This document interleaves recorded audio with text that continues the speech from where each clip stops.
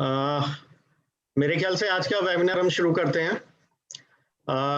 जैसे कि आप सभी लोग देख रहे हैं और समझ रहे हैं, जो ये कोविड समस्या को जो पूरे वर्ल्ड को इसने अपनी चपेट में लिया हुआ है और अब करीब 1.5 साल होने को जा रहा है। बीच में कुछ सुकून मिला हम लोगों को, लेकिन जब ये दोबारा से जो सेकंड वेव आई है और इसे हम देख पा रहे हैं कि पिछली वेव से बहुत ज़्यादा खतरनाक हो रही है, एटलीस्ट इंडिया में और कुछ और जो सम अदर डेवलपिंग कंट्रीज़ हैं, उनमें ये बहुत ज़्यादा घातक अभी तक प्रूव हो रही है। ऐसा नहीं है कि सभी को घातक हो रही है। Majority of patients are curing very well, but there is something missing, that when that is required, we miss that point, we miss that opportunity, and we miss that signal that when we should be vigilant and we should be, हमें और aggressive होके इस लड़ाई को आगे ले जाना होता है, तब हम कहीं चूक जाते हैं। तो आज की मीटिंग का जो मेन पर्पस है वो यही है कि हम ज़्यादा से ज़्यादा खुद की या अपने परिजनों की या अपने जानकारों की हेल्प, अपनी नॉलेज बढ़ा के हम किस तरह से कर सकते हैं। आज की इस मीटिंग में जो आज के कन्वीनर हैं वो मेरे साथ हैं मेरे मित्र मनोज बाटला जी, दूसरे मित्र राजीव अग्रवाल जो सीए हैं, बाय प्रोफेशन वो सीए हैं, देवेंद्र मोहन जी जो बाय प्रोफेशन आर्किटेक्ट हैं, पंकज गुप्ता जी जो आईआईए के नेशनल हेड भी हैं। अनफॉर्चुनेटली पंकज गुप्ता जी को कल से कुछ कोविड के सिम्टम्स आए हैं एंड वी प्रे कि वो बहुत जल्दी से वो स्वस्थ हों। आज की इस वेबिनार को ऑर्गेनाइज करने में जो की फैक्टर हैं वो हैं मिस्टर अभिनव रस्तोगी, हमारे निक्की आप हो? यस भैया, thank you ji.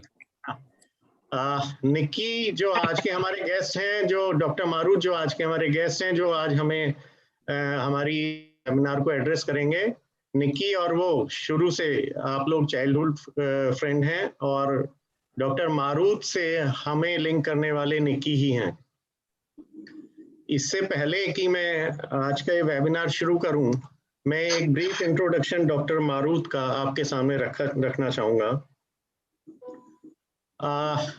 Dr. Marut, originally he belongs to Meerut only, and his father is Dr. Reddy, the famous physiotherapist. मुझे मालूम है वो उन दिनों से मेरठ में फिजियोथेरेपिस्ट हैं जब अकेले वही हुआ करते थे और physiotherapy was not that a common practice those days. तब से मिस्टर रेड्डी यहाँ पे फिजियोथेरेपिस्ट हैं मेरठ में। आप ही के सुपुत्र हैं डॉक्टर मारूत, और डॉक्टर मारूत आप emergency medical at BHR university hospitals, आप लंदन में इस ट्रस्ट के साथ जुड़े हुए हैं। And this trust has 2 hospitals, Queen's and King George hospital situated in East London and Essex.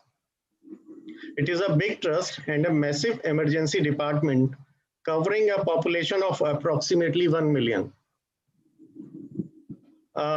They have seen approximately not only approximately but tens of thousands of COVID pneumonia patients in last almost 1.5 years.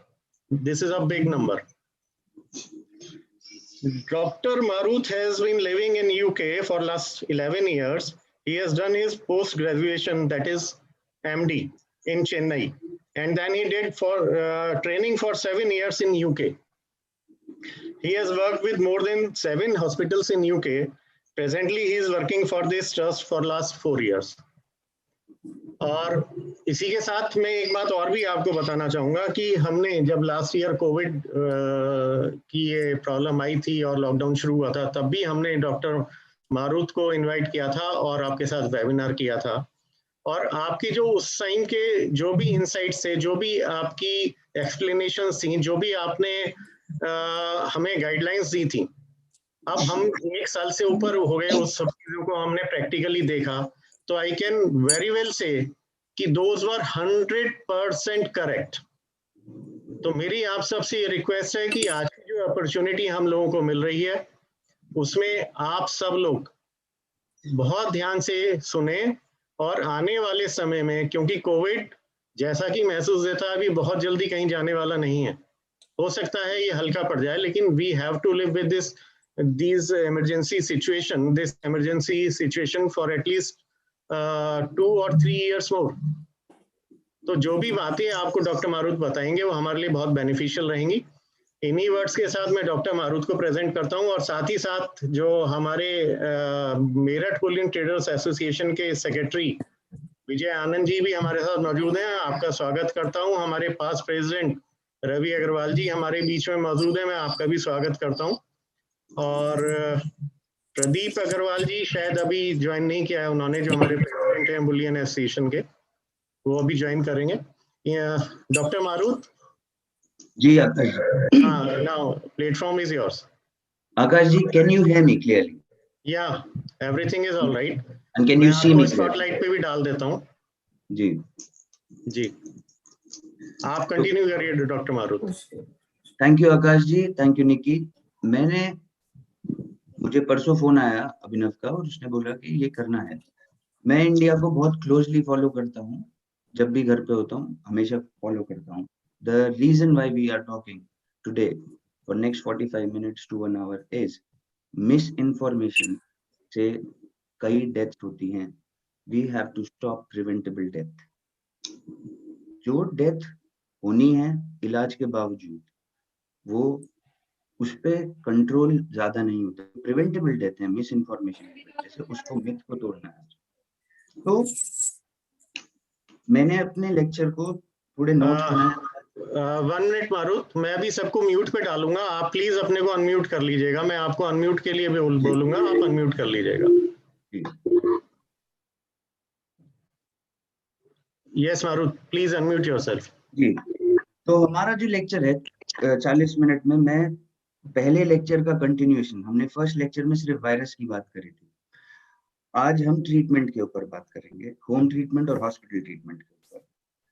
हम बात करेंगे trials के ऊपर, randomise control trials क्या होते हैं, evidence based medicine क्या होती है। उसके बाद हम बात करेंगे 10 मिनट वैक्सीन पे, और लास्ट में हर्ड इम्यूनिटी और आरओ का रिलेशन। आकाश जी म्यूट कर लीजिए सबको। जी मैं म्यूट कर रहा हूँ। मारुत 1 मिनट का समय दीजिए, मैं फिर वो परमिशन हटा देता हूँ। लोग अपने आप अनम्यूट कर रहे हैं, मैं थोड़ी परमिशन हटा देता हूँ। Now you have to unmute yourself.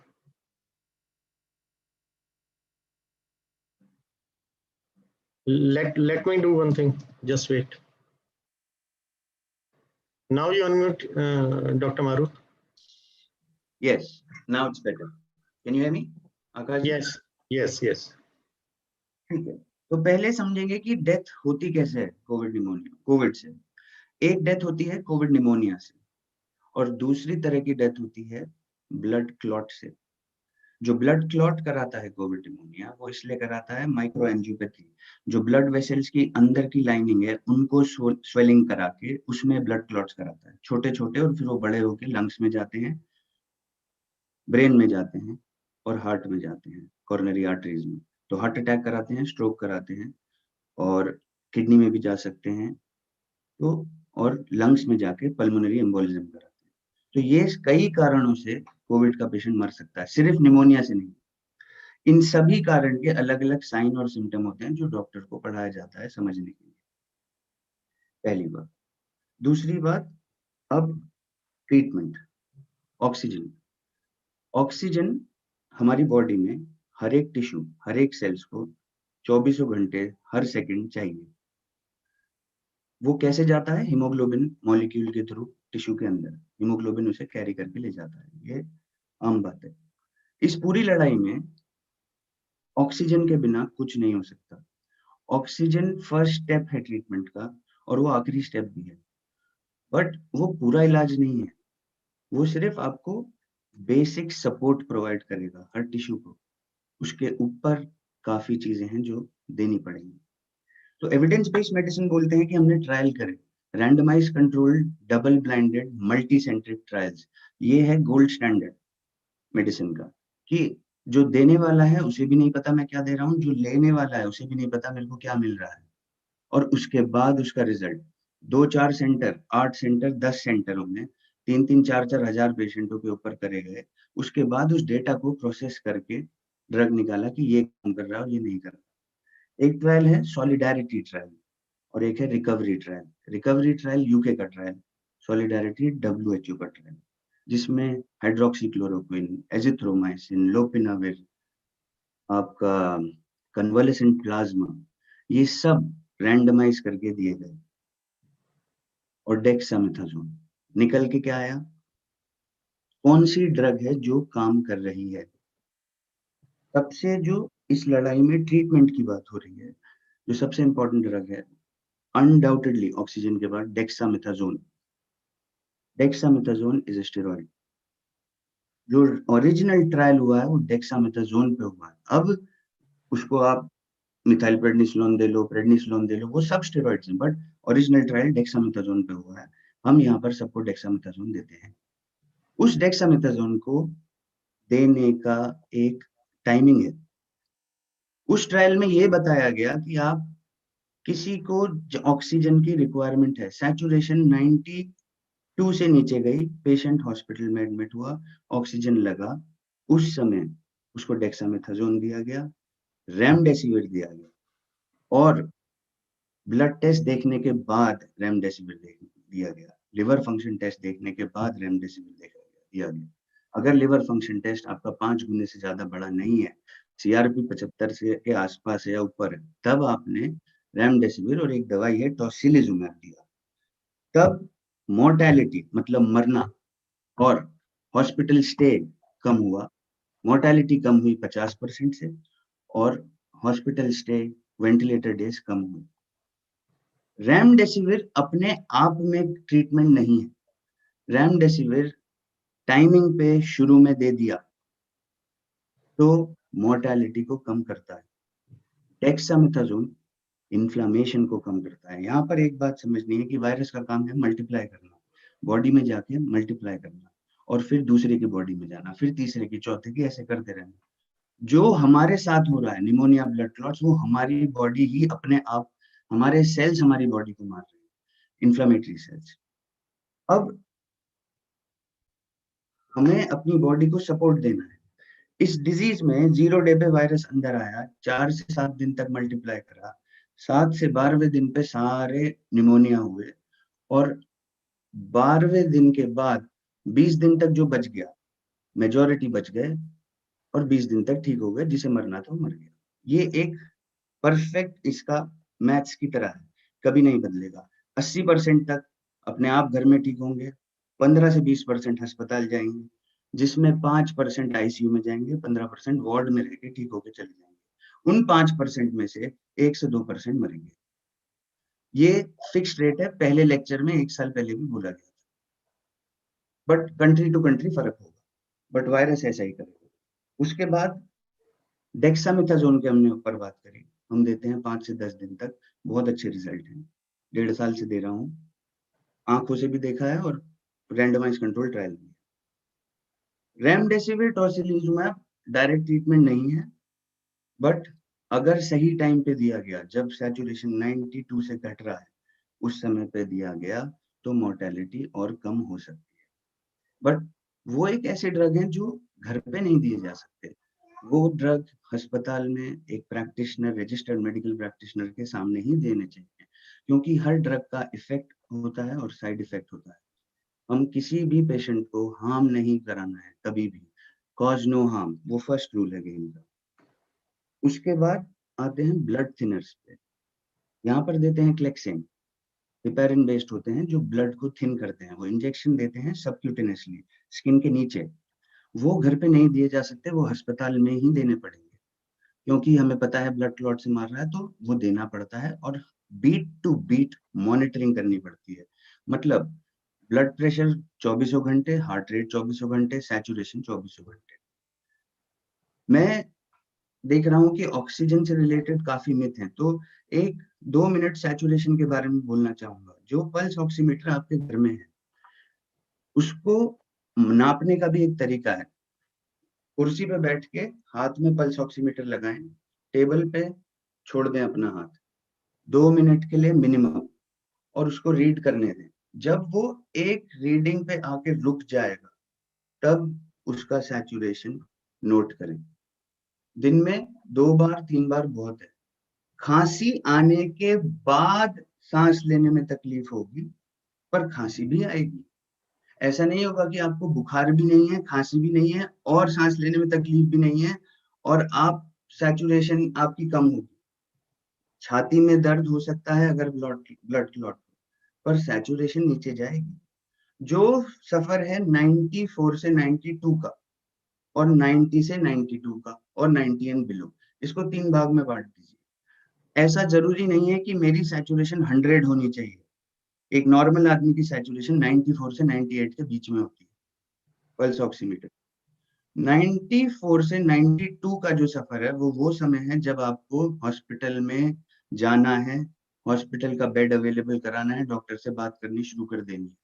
92 से नीचे का जो सफर है उसमें तो हॉस्पिटल बेड चाहिए ही चाहिए। High flow oxygen, high flow oxygen 6 litre, 10 litre, 15 litre, इससे ऊपर होगा, 6 लीटर से नीचे नहीं होगा। इसलिए जो भी कॉन्सेंट्रेटर 6 लीटर से नीचे का फ्लो देते हैं फायदा नहीं है। जो कॉन्सेंट्रेटर 6 लीटर, 10 लीटर, 15 लीटर का फ्लो दे रहे हैं उनका फायदा है। But at the end oxygen is only required to support and maintain, but there are lots of other things which are required on top of it. So oxygen is not the only treatment but is the most essential part of the treatment.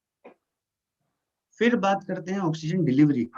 Oxygen delivery करने के कई तरीके हैं, face mask, nasal cannula, ये low flow. High flow जो हम hospital में देते हैं वो high flow nasal cannula, CPAP, BiPAP और वेंटिलेटर, इंटूबेट करके वेंटिलेटर, वो सब ऑक्सीजन डिलीवरी के तरीके हैं। ये सब घर पे नहीं हो सकते, ये अस्पताल में ही होंगे मॉनिटरिंग के साथ। फ्लूइड, जब आदमी बीमार होता है, बुखार आता है, पसीने आते हैं, फ्लूइड लॉस होता है बॉडी में। जैसे ऑक्सीजन इंपॉर्टेंट है हमारी बॉडी के लिए, वैसे ही फ्लूइड भी उतना ही इंपॉर्टेंट है। तो इसीलिए डॉक्टर कैनुला लगा के फ्लूइड देता है बॉडी में कि सेल्स में आप हाइड्रेट करें, किडनी आपकी नॉकआउट ना हो, क्योंकि किडनी फेल हो जाती है अगर डिहाइड्रेट हो जाए। तो वो मॉनिटरिंग भी घर पे नहीं हो सकती कि पेशाब सुसु कितना आ रहा है, पानी कितना अंदर जा रहा है, ज्यादा तो नहीं चला गया, कम तो नहीं रह गया, तो बार बार ब्लड टेस्ट कराने पड़ते हैं। उसके बाद होती है रिकवरी 20 से 21 दिन के बाद। जब सैचुरेशन कंसिस्टेंटली 90 से ऊपर रहने लगता है तो पेशेंट को घर भेज देते हैं। बट उसके बाद भी कई महीने लगते हैं इस वायरस से, जिनको निमोनिया होता है, बाहर आने के लिए, क्योंकि लॉन्ग कोविड, जॉइंट्स में प्रॉब्लम, मसल में दर्द, कॉन्सेंट्रेट ना कर पाना, टायर्डनेस, ये भी सिम्टम होते हैं। बट वेट लॉस भी होता है, धीरे धीरे लोग रिकवर करते हैं निमोनिया के। जो 80% घर पे रह के ही ठीक हो सकते हैं, जिनको सिर्फ जुकाम, खांसी और गले में खराश हुई और थकान सी हुई, बट निमोनिया नहीं हुआ। एक साइन है निमोनिया का, हाई फीवर। इसीलिए मैं जब भी मेरा मेरठ से फोन आता है मैं पूछता हूँ 100 से ऊपर है, 100 से नीचे। 100 से नीचे है तो वो भी एक इम्पोर्टेंट मार्कर है, आप घर पे ही सही हो सकते हैं। अगर टेम्परेचर 100 से नीचे है, सैचुरेशन 94 और अबव है, आप घर पे ही ठीक हो सकते हैं। मिथ्स, कुछ मिथ्स हैं, जैसे आइवरमेक्टिन, जैसे फेविपिराविर, टेमीफ्लू और कई हद तक प्लाज्मा, ये सब चीजें यहाँ पर अब नहीं दे रहे हैं। कभी आइवरमेक्टिन, फेविफ्लू, टेमीफ्लू दी ही नहीं गई है, कोई रैंडमाइज ट्रायल नहीं है, बट लोग ले रहे हैं इंडिया में। अभी तक आप सब लोग मेरे साथ हैं जी। तो मैं अब चुप होता हूँ, ट्रीटमेंट के ऊपर आप सवाल पूछिए। मारुत, एक्चुअली अभी इस बीच में जो मेरे पास सवाल आए हैं, जी पहले मैं वो रख देता हूँ, क्योंकि उसमें हो सकता है काफी लोगों की क्यूरियोसिटी उन्हीं से पूरी हो जाए जो मेरे पास इस समय सवाल आए हैं। जी तो पहला सवाल एक तो ये आ रहा है कि जो पहला वायरस था, जो I am talking in context of India only, जी जो पहली वेव थी जी वो वेव और जो ये सेकंड वेव आई है, जी how they are different from each other? क्या कुछ ऐसा है कि जो ये सेकंड वेव आई है, जो ये सेकंड म्यूटेंट आया है, ये पहले से ज्यादा खतरनाक है या पहले से ज्यादा ये लोगों को भयंकर बीमारी तक लेके जा रहा है? तो बात होती है यहाँ विरुलेंस ऑफ द वायरस और इन्फेक्टिविटी, दो चीज, विरुलेंस और इन्फेक्टिविटी। हम लोग, एक आम आदमी बोलेगा खतरनाक, ज्यादा मार रहा है, बट मेडिकल टर्मिनोलॉजी है कि इन्फेक्टिविटी कितनी ज्यादा है और उसकी मारने की ताकत, मतलब विरुलेंस कितना ज्यादा है।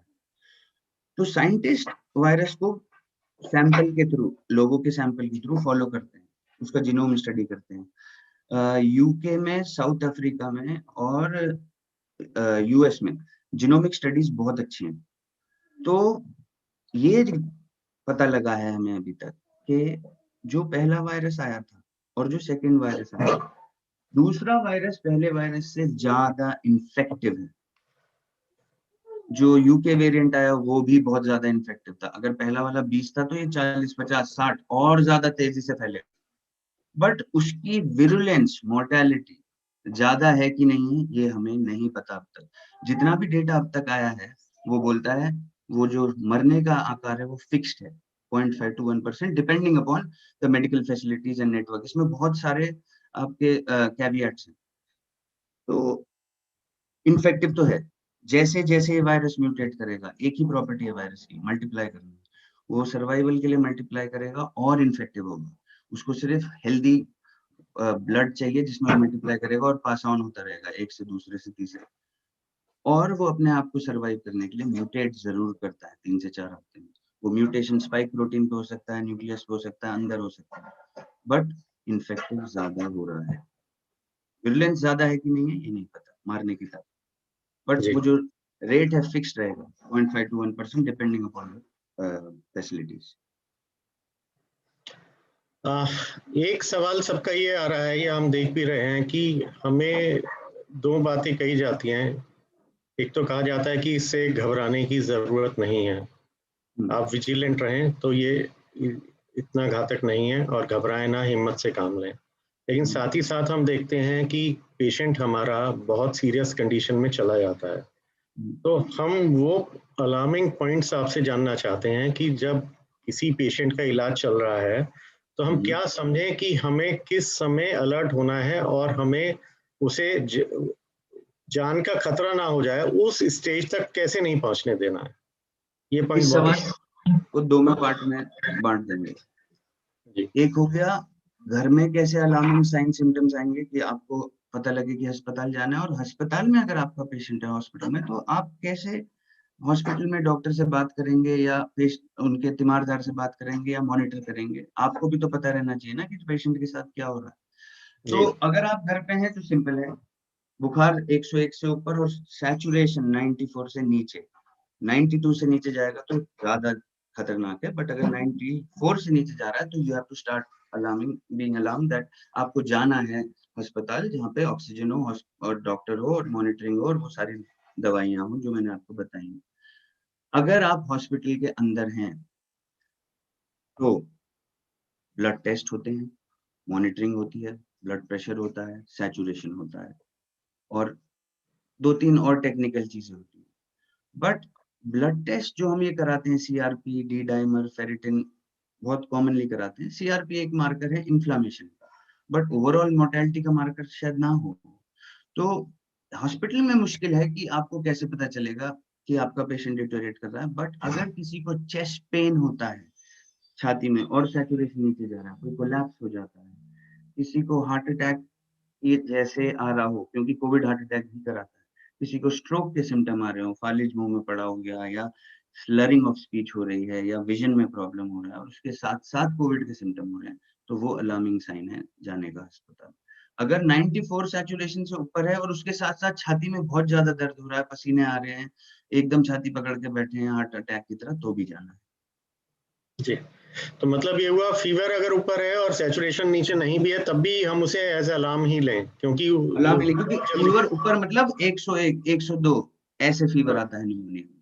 100 से नीचे है तो कोई प्रॉब्लम नहीं है, घर पे ट्रीट करें, पैरासीटामोल लें, विटामिन जो पहले लेक्चर में बताए थे, सी, डी और जिंक जरूर लें, धूप में जाएं जहाँ पे अच्छी हवा, वेंटिलेटेड हवा हो, एक्सरसाइज करें, स्ट्रेचिंग करें, और उससे, और ब्रीदिंग एक्सरसाइज आर इम्पोर्टेंट। अगर सिर्फ यूट्यूब पर क्लिक करें ब्रीदिंग एक्सरसाइज रिलेटेड टू कोविड-19, बहुत सारी है। ब्रीदिंग एक्सरसाइज से फायदा होता है और आदमी डिस्ट्रैक्ट नहीं होता, एंजाइटी कम होती है। कुछ कहा जा रहा है कि इसकी डिफरेंट स्टेजेस होती हैं। Once you see the symptoms, the patient is has started showing the symptoms, and this RT-PCR report takes some time to come to you. तो उसमें जब जिस दिन से सिम्टम शुरू हुए तो हम कौन कौन सी स्टेज को कितना हम सीरियस माने, जैसे शुरू की स्टेज पे हमें क्या ध्यान देना है, कितने दिनों के बाद क्या ध्यान देना है, ये सारी बातें इसलिए जरूरी हो रही हैं मारुत, मैं आपको बता दूं, क्योंकि इस टाइम इंडिया में मेडिकल फैसिलिटीज बहुत कम है, ऑलमोस्ट सिस्टम जो है वो सारा क्रैश कर चुका है। तो हम लोगों को ये उम्मीद नहीं है कि at the time of emergency हमें मेडिकल तुरंत अवेलेबल होगी। मैं बहुत क्लोजली वॉच कर रहा हूँ कल सिचुएशन को, बट जो सवाल है आज का, पहले तो जानना है, इंफॉर्मेशन पूरी होनी चाहिए, उसके बाद जो प्रशासन है वो तो अपना काम करेगी। ये सिचुएशन चेंज तो होगी ही होगी, ऐसा तो हो नहीं सकता कि हम 10 दिन पहले वाली सिचुएशन में ही रहेंगे। ऑक्सीजन आएगा ही आएगा, हमें होल्ड करना है अभी, और इंफॉर्मेशन आनी है पूरी। आपने दो बातें पूछी, RT-PCR, और मैं यहीं पर CT स्कैन की बात भी कर देना चाहता हूँ। तो 1.5 साल हो गया है, हमें हजारों की तादाद में पेशेंट देख चुके हैं, ये रोज सरप्राइज करता है हमें। टेस्ट नेगेटिव पॉजिटिव कुछ होता ही नहीं है, हम नहीं मानते। सिम्टम और उसके बाद सैचुरेशन और उसके बाद पेशेंट और हम। हमारे पास ICU में ऐसे भी पेशेंट थे, निमोनिया है, सामने दिख रहा है, CT स्कैन कराया नहीं हमने एक्सरे कराते हैं और निमोनिया के साथ ट्रीट करते हैं। CT स्कैन हम तब कराते हैं जब हमें अस्पताल में कोई कॉम्प्लिकेशन की सस्पेक्शन हो। जैसे मान लीजिए मैं निमोनिया ट्रीट कर रहा हूँ और मैं सस्पेक्ट कर रहा हूँ उसे कोई कॉम्प्लिकेशन हो गया, पस हो गया हो या ब्लड क्लॉट हो गया, तब मैं CT स्कैन कराऊंगा। मुझे सारी इंफॉर्मेशन निमोनिया की एक्सरे प्लेन एक से मिल जाएगी, मुझे CT स्कैन की जरूरत नहीं है उसके लिए। RT-PCR डे 1 पे नेगेटिव, डे 2 पे नेगेटिव, डे 6 पे नेगेटिव, डे 10 पे पॉजिटिव, ऐसा भी देखा है।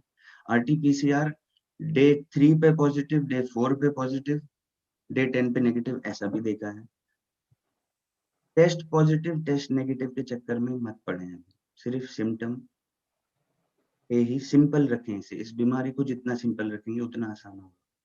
0 to 4 डे पे गया ये अंदर हमारे, 5 डे to 12 डे तक मल्टीप्लाई करा और सिम्टम आए, और तीसरे हफ्ते में रिकवरी या डेथ, जो चौथे हफ्ते तक चलती है, वो इस वायरस का कोर्स है। उसके साथ अगर हम टाइम करने लग जाएं, हम RT-PCR करेंगे, हम पॉजिटिव आ जाएंगे और हम पहले से ही अपने आप ले लेंगे, वो गलत है सोचना। क्योंकि जो डेक्सामेथासोन का ट्रीटमेंट है वो निमोनिया होने के बाद काम करता है। निमोनिया होने से पहले अगर मैं सोचूं कि मैंने डेक्सामेथासोन, रेमडेसिविर और बहुत सारा ऑक्सीजन और फेविपिराविर और एजिथ्रोमाइसिन ये सब ले लिया और मेरे को कभी निमोनिया नहीं होगा, वो गलत है। क्योंकि ट्रायल उस पर हुआ है जब निमोनिया हुआ है तो मैंने ये दवाइयां दी, निमोनिया होने से पहले मैं दवाइयां ले लूं, वो गलत है। ठीक है, तो हमें मेनली फीवर पे ध्यान रखना है, और शुरू के 4 दिन या 5 दिन हम सोचें कि उसमें कॉम्प्लिकेशन नहीं होते हैं, 5 दिन के बाद कॉम्प्लिकेशन ज्यादा आते हैं, जो ये 7 से 12 दिन पे। बट जो मैं देख रहा हूँ इंडिया में कि लोग पहले ही लेना चाह रहे हैं कि मुझे ना हो, पहले ही ऑक्सीजन लेना चाह रहे हैं कि मैं ज्यादा अच्छा हो जाऊं। ऐसा नहीं होता हमारी बॉडी में, क्योंकि अगर मान लीजिए मैं डेक्सामेथासोन, मैं ठीक हूँ और मैं डेक्सामेथासोन ले रहा हूँ, वो मेरे इम्यून को कम करके और वायरस को बढ़ा सकता है, वो भी हो सकता है। जी। अच्छा मारुत, यहाँ इंडिया में एक रेमडेसिविर के लिए बहुत ज्यादा दौड़ लग रही है, और रेमडेसिविर बहुत शॉर्टेज में है यहाँ पे, यहाँ मिल भी नहीं पा रही है। जिसे देखिए वो रेमडेसिविर की पीछे दौड़ रहा है। और अभी जैसे आपने कहा कि dexamethasone, that is a very good drug once if anyone is having severe pneumonia, and which is the main cause of deaths in India. Number one is pneumonia, severe pneumonia, and due to that pneumonia or due to the clots in the blood, in your blood vessels, heart attack is the other reason, whatever I have studied or I have seen till now. तो ये जो remdesivir की दौड़ है, इसके बारे में आप क्या कहना चाहेंगे? रेमडेसिविर बेटर है या डेक्सामेथासोन बेटर है, या दोनों ही साथ चलने चाहिए? डेक्सामेथासोन का कोई मुकाबला ही नहीं है। पहली चीज, उसके आसपास भी मुकाबले में नहीं है। रेमडेसिविर ही नहीं, स्टडीज लोपिनाविर, रिटोनाविर, 3-4 एंटीवायरल्स पे हुई थी। उन सब में सिर्फ रेमडेसिविर का इतना फायदा है कि आपका जो हॉस्पिटल स्टे 14, 15, 16 दिन का था, उसको उसने 7-8 दिन का कर दिया। उसने डायरेक्ट वायरस पे या मोर्टेलिटी पे कोई इफेक्ट नहीं करा। तो उसके पीछे जो ये भागना हो रहा है, मेरे समझ से तो बाहर है। अगर जो स्टडी हुई है रिकवरी ट्रायल और सॉलिडेरिटी ट्रायल, किसी को निमोनिया है, वो ऑक्सीजन पे है, वो हॉस्पिटल के अंदर है, मैंने डेक्सामेथासोन स्टार्ट करा है 5 से 10 दिन के लिए, और मैंने उसके लिवर फंक्शन टेस्ट देख लिए हैं, तब मैं जाके स्टार्ट करूंगा रेमडेसिविर और एक इंजेक्शन टोसिलिजुमैब का। और स्टडी ने ये दिखाया है कि डेक्स प्लस ये दोनों ड्रग एक राइट पेशेंट में मोर्टेलिटी 50% से ज्यादा घटाते हैं। So that means remdesivir is also required, but that should be Yes, applied after dexamethasone. but not to all. In selected patients, after your doctor has seen you. In Okay. only selected unique patients. So this is और up ये to patients वो हैं जो ICU में हैं. This is up to our doctor to decide whether remdesivir or Yes. dexamethasone or Yes. both together. Dexamethasone सबसे पुराना drug है और बहुत सारी चीजों के लिए यूज होता है, और वो स्टेरॉइड है, बहुत पावरफुल स्टेरॉइड है, किसी को खुद नहीं लेना चाहिए. Okay. It has to be the doctor. Okay. एक यहाँ पे ड्राइव चल रहा है ये ऑक्सीजन कंसंट्रेटर, एंड क्योंकि जैसे मैंने बताया मेडिकल फैसिलिटीज तो अवेलेबल नहीं है, तो लोग कोशिश कर रहे हैं कि किसी भी एडवर्स इवेंट को फेस करने के लिए हम लोग यहाँ पे ऑक्सीजन कंसंट्रेटर भी खरीद के घर में रख रहे हैं. तो अगर मैं बात करूं आपसे oxygen cylinder versus oxygen concentrator, which one is the better option इन दो तरीके से. पहली बात, अगर हम घर पे ट्रीट कर रहे हैं तो which one is better, and if we are getting treatment in hospital then which one is better? तो इसके लिए फिर से सैचुरेशन पे जाते हैं. अगर सैचुरेशन 92 से नीचे है, वो हमारी बॉडी में ऐसा बनाया गया है कि 92 से 80 वो एकदम रैपिडली आती है, 96 से 92 धीरे धीरे जाती है और आपकी बॉडी होल्ड करके रखती है, और 92 से 80 एकदम रैपिडली जाती है. अगर किसी को 80 से 92 के बीच में है सैचुरेशन, उसको हाई फ्लो ऑक्सीजन चाहिए. हाई फ्लो ऑक्सीजन शुरू ही 6 लीटर से होता है, वो जाता है 15-20 लीटर तक भी जा सकता है, उससे भी ऊपर जा सकता है डिपेंडिंग अपॉन जो डिवाइस है आपका. अगर आप घर पे ट्रीट कर रहे हैं तो बस एक ही चीज करिए, चाहे वो ऑक्सीजन कॉन्सेंट्रेटर हो, चाहे वो सिलेंडर हो, फ्लो रेट 6 लीटर से ऊपर होना चाहिए. बट यहीं पर सारी बात है, अगर किसी को 6 लीटर से ऊपर ऑक्सीजन की जरूरत है, वो घर पे क्या कर रहा है? वो घर पे होना, तो ये सवाल गलत है. बट मुझे आंसर करना पड़ेगा क्योंकि सिचुएशन ऐसी है. जी, ये 6 litre this means per minute flow of oxygen per minute. जी, it's all about flow uncle. Okay, जो भी आप ला रहे हैं उसका फ्लो क्या है.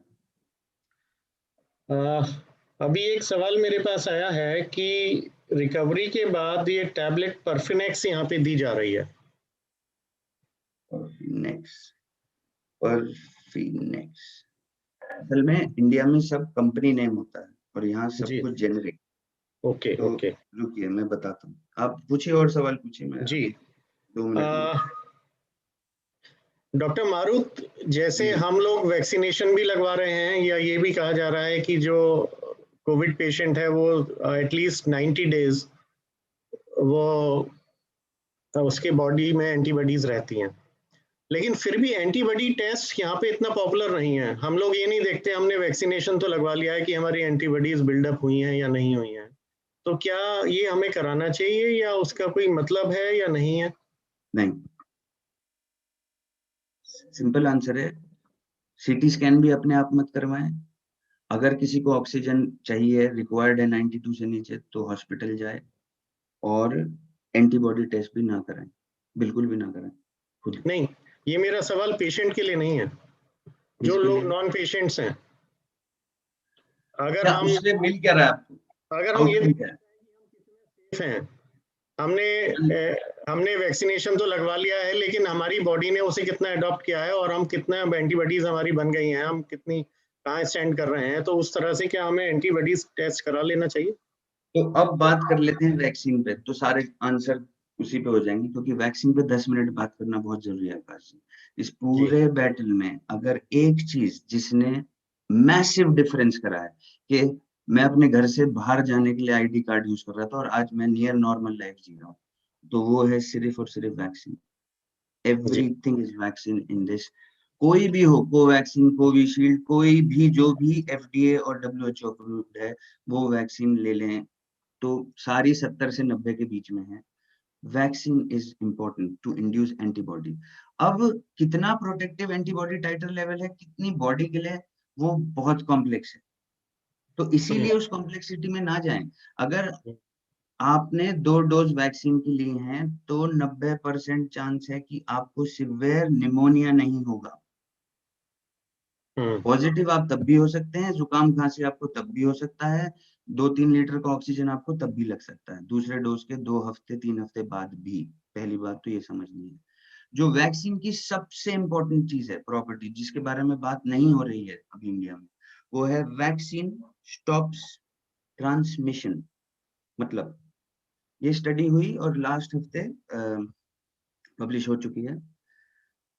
एक डोज अगर आपने फाइजर की ली है या एक डोज आपने कोविशील्ड की ली है, जो कि ऑक्सफोर्ड कोवैक्सीन एक एक कोविशील्ड की बात कर रहा हूँ, जो स्टडी हुई है वो 2 की हुई है, कोविशील्ड फाइजर। अगर एक डोज लिए आपने तो आप 50% से भी कम ट्रांसमिट करेंगे वायरस, मतलब आप दूसरे को देंगे भी नहीं। यहाँ आ गई कंसेप्ट हर्ड इम्यूनिटी। मतलब 10 भेड़ हैं, शीप्स, 10 में से 7 वैक्सीनेटेड हैं, 3 नहीं है, तो 3 को इन्फेक्शन हुआ, उन्होंने एक दूसरे को इन्फेक्शन बांटते गए, जो बाकी 7 उनके आसपास हैं उन्होंने काट दी चेन, क्योंकि वो ट्रांसमिट नहीं कर सकते। जी 70% को वैक्सीन लगनी है, कोई बोलेगा 65, कोई बोलेगा 80, मैं 70 बोल रहा हूँ। 70% को वैक्सीन लगनी है। यहाँ 74 या 80% को लग चुकी है, छोटी पॉपुलेशन है, 6.5 करोड़ लोग हैं पूरे यूके में। एकदम से वायरस नीचे आ गया, एकदम से। जी मतलब जितनी तेजी से ऊपर जाता है उतनी ही तेजी से आएगा, इसलिए मैं होपफुल हूँ। अभी आप देखिएगा नेक्स्ट 2 हफ्ते में एकदम से नीचे आएगा इंडिया में, आना ही है इसे। बट क्योंकि इंडिया इतना बड़ा है और इतने सारे लोग हैं, तो हर स्टेट का अपना अपना अलग है, कोई आगे चल रहा है, कोई पीछे चल रहा है, सब एक साथ नहीं चल रहे हैं। जी और कोई भी बचेगा, मतलब किसी को भी ऐसा नहीं सोचना चाहिए कि मैं इम्यून हूँ इस वायरस से। वो फॉल्स रीएश्योरेंस है जो हमें हो चुका है और हम उसके भुगत भोगी हैं। किसी को भी नहीं सोचना चाहिए इवन आफ्टर वैक्सीनेशन, क्योंकि 10% चांस है कि आपको निमोनिया हो सकता है तब भी। तो social distancing, mask, social distancing मुश्किल है इंडिया में मैं जानता हूँ, बट मास्क तो करना ही करना है। We can not take this virus lightly. 3 million से ऊपर लोग मार चुका है वर्ल्ड में। और जो बोलता है कि ये फ्लू जैसा है, मैं नहीं मानता उस बात को। मैं जी 18 साल से प्रैक्टिस कर रहा हूँ, फ्लू के पेशेंट नहीं देखते हम लोग आईसीयू में, इतने देखते हैं बट इतने नहीं देखते, जी इस हिसाब से ऐसे देखा। एक सवाल है कि जो हम यूवी चैम्बर को यूज करते हैं, जी उसमें लास्ट वेबिनार में आपने बोला था that is an effective prevention against Covid. तो अगर हमने कोई चीज उसमें इंडिविजुअली रखी जिसकी की सारी layers expose to UV light हैं, एक तो वो कंडीशन है। एक कंडीशन है कि हमने 100 नोट की एक गड्डी उसके अंदर रख दी। अब उसमें जो ऊपर का नीचे का नोट तो एक्सपोज्ड है, लेकिन बाहर के नोट तो वो अंदर बंडल बने हुए रखे हैं। बट तो वायरस तो सरफेस पे होगा ना अंकल, इन बिटवीन सरफेस कैसे जाएगा? इन बिटवीन ऐसे जाएगा कि अगर कोई कोविड पेशेंट जो कि कोविड जिसे हुआ है, वो उसने उस बंडल को गिना और उसने हर नोट को टच किया, हाँ फिर तो तो वायरस फिर तो वायरस तो अंदर भी हो सकता है। फिर हो सकता है ना, अब तो इंडिविजुअली सरफेस पे डालना। या जो ऊपर का नोट था वो हमने लगा के अंदर कर दिया, गड्डियां तो चेंज होती रहती हैं। और यूवी भी 100% नहीं है ना, जी, वो तो हो गई, वो तो है। तो अंदर के नोट नहीं उससे तो इसमें दो बातें हैं अंकल, जी एक तो हो गया कि अपने आप की इम्यूनिटी को स्ट्रांग बनाना, और दूसरी जी बात हो गई सारे प्रिकॉशंस लेना। जी दोनों कॉम्बिनेशन करने पड़ेंगे, ठीक है। स्ट्रेचिंग भी करनी पड़ेगी, एक्सरसाइज भी करनी पड़ेगी, विटामिन्स भी लेने पड़ेंगे, और समझना भी पड़ेगा जी डिजीज के बाद। एक सवाल आ रहा है, काफी लोग पूछ चुके हैं अभी तक मेरे से कि प्लाज्मा थेरेपी कहाँ तक यूजफुल है। वैसे आप कह चुके हैं कि यूके में तो बंद कर दिया है, तो लेकिन मिक्स आइवरमेक्टिन कभी नहीं यूज किया गया, फेविपिराविर, टेमीफ्लू कभी नहीं यूज की गई, जी प्लाज्मा बहुत समय तक यूज किया गया। अब जी, मतलब ये इफेक्टिव नहीं है, मतलब एटलीस्ट हम कह सकते हैं सेकंड म्यूटेंट पे ये अब इफेक्टिव नहीं रहा है। मतलब अब चीजें बदल सकती हैं, अगले 6 महीने में फिर वो कोई स्टडी आ जाएगी कि इफेक्टिव अच्छा है, बट वही है रेमडेसिविर वाली बात है कि ये डायरेक्ट ट्रीटमेंट नहीं है, हम सपोर्टिव जी मेजर्स दे रहे हैं। जी काम जो कर रहा है वो डेक्स है। जी। अब मैं इंडिया कुछ जो और चैट्स में मेरे पास क्वेश्चन है मैं कंसोलिडेट करके वो आपको बोल देता हूँ, और उसके बाद फिर मैं लोगों को इनवाइट करूंगा जिन लोगों ने जो हैंड रेस किए हुए हैं। तो जी पहले मैं अभी बुला लेता हूँ, हमारे बीच में है अमिता खत्री जी, आपने हैंड रेस किया हुआ है। अमिता जी, आप अपने को अनम्यूट करके अपना क्वेश्चन रखें। ओके, नमस्कार डॉक्टर साहब। मुझे ये पता करना है कि मेरी छोटी सिस्टर है, उसके पूरी फैमिली में ये हो गया था कोविड, और उसके हस्बैंड की तो डेथ भी हो गई इसमें। लेकिन उसका अब 15-16 दिन तो हो गए हैं, लेकिन अभी भी उसको 99 फीवर आ जाता है। तो पहले तो उसका ये डेक्सामेथासोन जो आप जो बता रहे हैं ये पूरा चला था, फिर इसकी टेपरिंग भी उन्होंने कराई थी। अब उन्होंने जब फिर से जब ये बुखार परसिस्ट कर रहा है, 99 कभी आ जाता है, कभी 99.5 हो जाता है, तो फिर उन्होंने अब दूसरा दवाइयों का सेट दिया है और टेस्टिंग करवाई है कि आप फिर से वो डी डायमर वगैरह, ये CPR ये सब करवा लीजिए। तो मैं ये पूछना चाह रही हूँ कि ये फीवर क्यों है डॉक्टर साहब? तो उनको अक्यूट फेज तो जा चुका है कोविड का, उनको हल्का डिपॉजिट्स हुए होंगे। अब कई बार होता है रिकवरी फेज लंबी भी हो सकती है, और ड्यूरिंग रिकवरी फेज भी आपको ब्लड क्लॉट्स हो सकते हैं, नहीं तो सेकेंडरी इन्फेक्शन हो सकता है।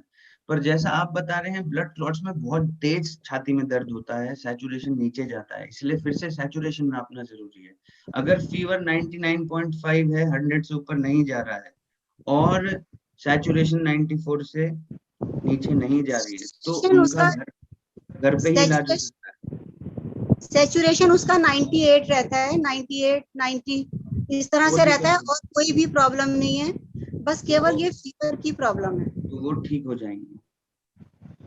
तो अभी इसमें हमें मेडिसिन देनी चाहिए या कुछ क्या हम कर अब ये सकते हैं? सवाल बहुत ब्रॉड है, उस पेशेंट को एग्जामिन करके देखना पड़ेगा कोई इन्फेक्शन तो नहीं है। अगर इन्फेक्शन दिखा तो ओरल एंटीबायोटिक दे सकते हैं, अब उसके हमारे लिए बीच में जी करवाना पड़ेगा? ओरल एंटीबायोटिक दे सकते हैं उनको। अच्छा, हमारे बीच में अखिल है। अखिल, आप अपने को अनम्यूट कर लीजिए। Thank you so hello much doctor. No problem. Hello Marut, Akhil भैया नमस्ते। कैसे हो?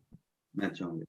अच्छा मारुत, मेरा क्वेश्चन आपसे ये था क्योंकि आपने कहा कि FabiFlu is not being used any more in UK, वो कभी यूज ही नहीं बट हुई, कभी हाँ वो स्टार्ट नहीं यूज हुई। Okay. In India normally doctors are treating with Feviflu for 6 days. Like first day they are giving around 3600 mg, and जी next 5 days they are treating with 800 mgs every day. जी So and with that they are giving Medrol 16.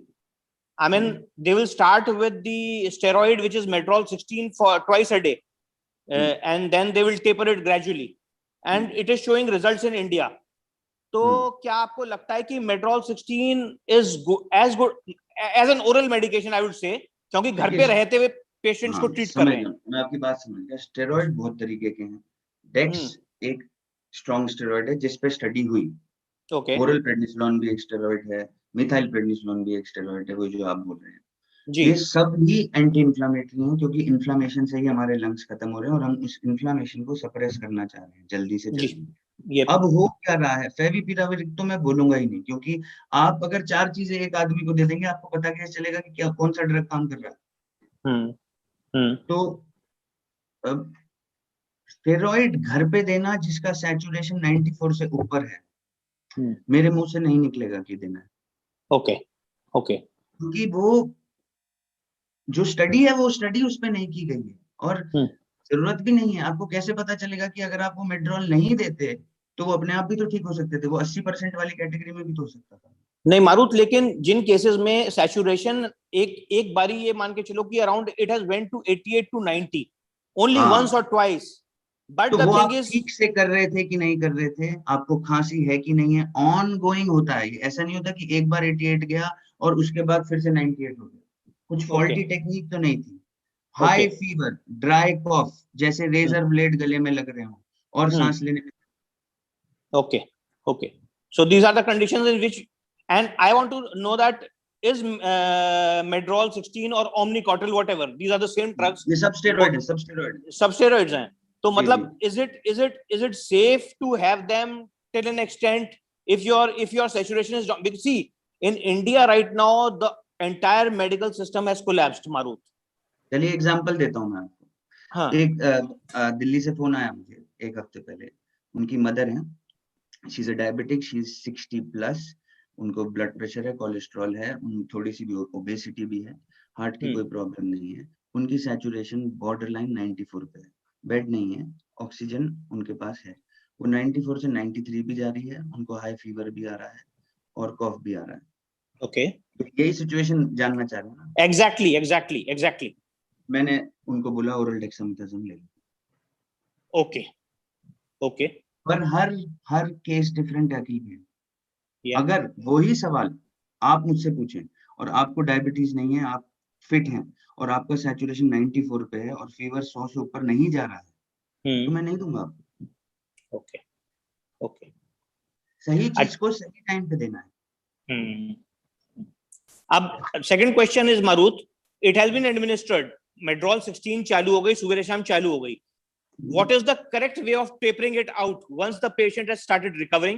कॉफ कम हो गया है और saturation थोड़ा ठीक आने लगा है, पहले 90-92 तक जा रहा था, अब 94-96 हो गया है. What is the correct way of tapering it out? What is the correct way of tapering it out? Tapering is a good question भैया। अब हम बिल्कुल ही मेडिकल लैंग्वेज बात कर रहे हैं। स्टेरॉइड को अगर आप 2 हफ्ते से ज्यादा दोगे और एकदम से बंद कर दोगे तो बिल्कुल काम खराब हो जाएगा, फिर हॉस्पिटल में एडमिट होना पड़ेगा, क्योंकि बॉडी को समझ ही नहीं आता कि इतनी जो मेरा को ताकत मिल रही थी वो एकदम से कैसे खत्म कर दी। तो टेक्निकल चीजें हो जाती हैं। अगर आप शॉर्ट कोर्स ऑफ स्टेरॉइड दे रहे हैं 5 दिन, 6 दिन, 7 दिन, तो टेपर करने की जरूरत नहीं है। हम डेक्सामेथासोन इसलिए देते हैं क्योंकि एक तो स्टडी उस पर हुई है, एक वो काफी स्ट्रॉन्ग स्टेरॉइड है, दूसरा वो ओरल में भी आती है और आईवी में भी आती है, इंट्रावेनस भी दे सकते हैं, ओरल भी दे सकते हैं। हम कोर्स देते हैं 5 days to 10 days मैक्सिमम, उससे ज्यादा नहीं देते। जब स्टेरॉइड देते हैं किसी को तो शुगर बढ़ जाती है, तो शुगर को अगर आप स्टेरॉइड दे रहे हो, जो कि इंडिया में मेजॉरिटी सारे डायबिटिक है, 1 in 3 पेशेंट का डायबिटिक, तो घर पे तो देना इज वेरी वेरी, मतलब आप समझ लीजिए आपने दे दिया है तो आपको मॉनिटर करना है, शुगर मॉनिटर करनी पड़ेगी, किडनी फंक्शंस मॉनिटर करने पड़ेंगे, लिवर फंक्शन टेस्ट मॉनिटर करने पड़ेंगे। वो सब कैसे होंगे? शुगर ज्यादा बढ़ जाएगी तो डायबिटिक कीटोएसिडोसिस में चले जाएगा, एसिड बनना शुरू हो जाएगा। जो ऑक्सीजन जब नहीं होती तो एसिड बनता है बॉडी में, वैसे ही अगर शुगर बहुत ज्यादा बढ़ जाती है तो दूसरे तरीके का एसिड बनता है, तो वो मॉनिटर करना पड़ेगा। उसके लिए ट्रीटमेंट सिर्फ hospitalisation. Okay thank you Marut, thank you. उसके लिए कोई टेपर करने की जरूरत नहीं है, ये शॉर्ट में आंसर है आपका। अगर 10 दिन तक हम ये मान लें कि अगर किसी को 10 दिन तक स्टेरॉइड्स दिए जा रहे हैं तो उसके बाद टेपरिंग की जरूरत नहीं है। वो इसमें और डिपेंड ये करता है कि कितना दिए जा रहा है। ज्यादा डोज दिया जा रहा है तो कभी कभी आधा करके अगले 4-5 दिन में कम करने में ज्यादा समझदार है। 16 mg या वो 8 mg यहाँ दिया जा रहा है इंडिया में जो चल रहा है, वो इतना ही देते हैं। तो 10 दिन तक अगर किसी को दिया है तो कोई ऐसी जरूरत नहीं है, बट इंडिविजुअली किसी केस में अगर 16 mg में दे रहा हूँ 10 दिन तक किसी को, और उसको ज्यादा इफेक्ट हो रहा है और वो डायबिटिक भी है और वो बुढ़े भी हैं, तो मैं कभी कभी उसको 8 करके फिर 4 करके धीरे धीरे टेपर करके अगले 4 दिन में खत्म कर दूं। अगर 5 दिन में 16 दिया जा रहा है, 5 दिन 8 दिया जा रहा है, तो फिर टेपरिंग की जरूरत नहीं। कुछ नहीं। ओके, मिसेस अपर्णा मल्होत्रा, जी। अपर्णा मल्होत्रा जी, आप अपना क्वेश्चन रखें। मेरा को कोविड हुआ था 15th को, और उसके बाद अब को तो नहीं है, कुछ फीवर वगैरह तो नहीं है, लेकिन 99 से 99.5 मेरा फीवर बना हुआ है। और डॉक्टर से जब मैंने बात करी है तो उन्होंने मुझे नेक्स्ट्रा 500 mg दिया है, म्यूकोट 8 दिया है, इनोक्यूल दिया है, और एक्सटी पैरा 1000 mg का दिया है। अपर्णा जी, मैं थोड़ा रिक्वेस्ट करूंगा कि बहुत ज्यादा पर्सनल क्वेश्चन ऐसे ना रखें। मेरे ख्याल से आपका डॉक्टर ही ज्यादा अच्छा उसमें जवाब दे पाएगा। नहीं, मेरा कहने का ये मतलब है कि जैसे आप कह रहे हैं कि इसमें वो जो स्टेरॉइड्स होते हैं, तो जब मैं ये दवाई खा रही हूँ ना, मैं 2 दिन से खा रही हूँ, तो मुझे राइट हैंड पे हल्का सा, चेस्ट में हल्का सा ऐसा फील होता है कि हल्का पेन सा हो रहा है। तो क्या इस दवाई की वजह से है कि मतलब, या देखिए, मुझे आप खानी आप चाहिए? एक तो 4-5 दवाइयां खा रही हैं और वो भी सारी कंपनी नेम बोले हैं आपने। मुझे ये नहीं पता है कि आपका पास्ट मेडिकल हिस्ट्री क्या है, आपका बॉडी स्ट्रक्चर कैसा है, मैं कुछ नहीं जानता हूँ उस बारे में। बट अगर आपको 15 तारीख को फीवर हुआ था और आज 5 है और आपको फीवर 99 या 99.5 आ रहा है, तो आप उस 80% कैटेगरी में आते हैं जो अपने आप ठीक हो जाएंगे। अच्छा, तो ये दवाइयाँ मतलब मैं लेती रहूं? उन्होंने 5 दिन की दी हुई है। मेरे को तो आपने कंपनी नेम बोली, मुझे ये भी नहीं पता कि ये कौन सी है। हाँ जी। मुझे आप ये समझिए कि हर जो दवाई जो खाते हैं ना आप, उसका एक इफेक्ट होता है और एक साइड इफेक्ट होता है हर एक दवाई का। अच्छा। तो डॉक्टर मारुत का कहना है जो दवाइयां आप खा रही हैं वो इंडियन नेम है, उसमें सॉल्ट नहीं मालूम है, उसमें दवाई नहीं ये समझ पा रहे हैं वो क्या दवाइयां हैं, तो उसमें आपकी हेल्प नहीं कर पाएंगे। बट अच्छा। आप ठीक हो जाएंगे। अच्छा, ठीक है। हमारे साथ हैं अमित। अमित, आप अपना सवाल रखिए। डॉक्टर साहब नमस्ते। नमस्ते सर, मेरा सवाल थोड़ा सा पर्सनली है, पर सॉरी, मैंने अभी एंटीबॉडी कराए थे और मेरे एंटीबॉडी करीबन 50+ आ रहे हैं। सॉरी, आपने अभी कहा एंटीबॉडी का कोई रोल नहीं है, सो नहीं, रोल है, बट आपको नहीं नापना है। आपको नाप के क्या मिल गया उससे, मुझे ये जानना है। बस एक अंदर से फीलिंग होती है ना कि I am a bit protected, क्योंकि मेरे छोटे बच्चे हैं, तो I feel like bit protected और नॉट। तो आप वैक्सीन लगवा लीजिए 2 डोज और वो फीलिंग ले लीजिए। वैक्सीन लगवाकर मैंने नापा, मुझे अभी तक वो नहीं हुआ है। वैक्सीन लगवाकर मैंने फिर 2 महीने बाद एंटीबॉडी कराए तो मेरे 52 आए।